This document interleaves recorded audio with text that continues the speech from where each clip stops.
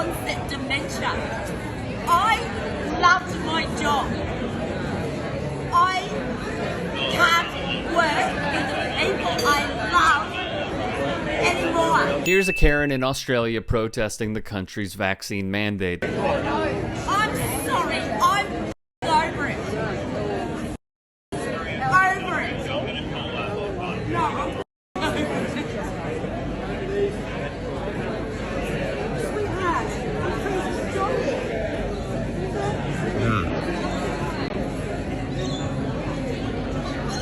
yes, because I am a bleeder and my dog is fighting me because of the streets. Bless the locals here as they try to reason with her. I am not getting off the road.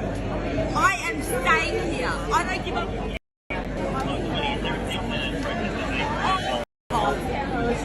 stop. I don't care about clothes. I care about my state and the place I live. That's what I care about. Not a dress. The anti-vaxxer remains unswayed and keeps swearing at those trying to aid her. Anti-vaxxers think this is the right way to go about it, protesting via the blocking of traffic because they're afraid of a little needle to the arm to save humanity. Many will say, hey, what about Black Lives Matter protests? What about the Milwaukee Bucks halting their game to protest the shooting of Jacob Blake? If so, you're missing the point. Those are protests and movements to stop people from dying at the hands of police. The vaccine is an effort to also save human life.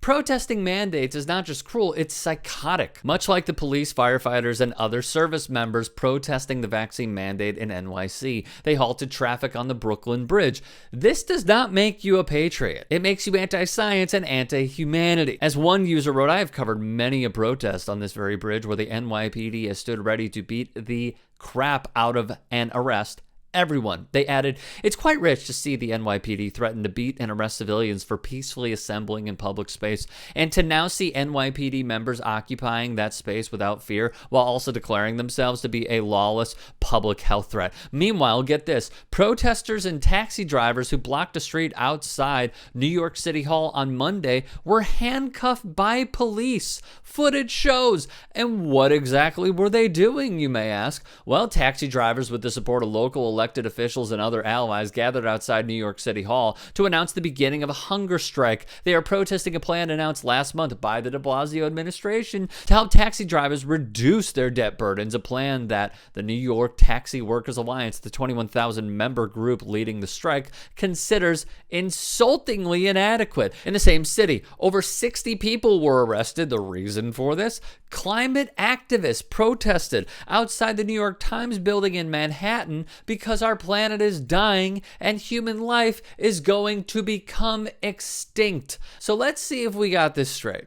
If you are protesting police brutality, where per Vox, only 3% of cases see officers charged and fewer than 1% of those charged reach a conviction, well, you not only get brutalized, but an NYPD car may ram into you at any moment. Many should have been disciplined and terminated after what they did to protesters per New York City's police watchdog agency. In Minnesota, cops can fire rubber bullets at you in the middle of the night in unmarked vans. In Los Angeles, if you protested in the streets, the cops were allowed to beat the ever-living crap out of you. But when it comes to a vaccine mandate, these same cops that continue harming our society want to do so by remaining unvaccinated, even if the leading cause of death in 2020 and 2021 was not gunfire, but it was COVID-19.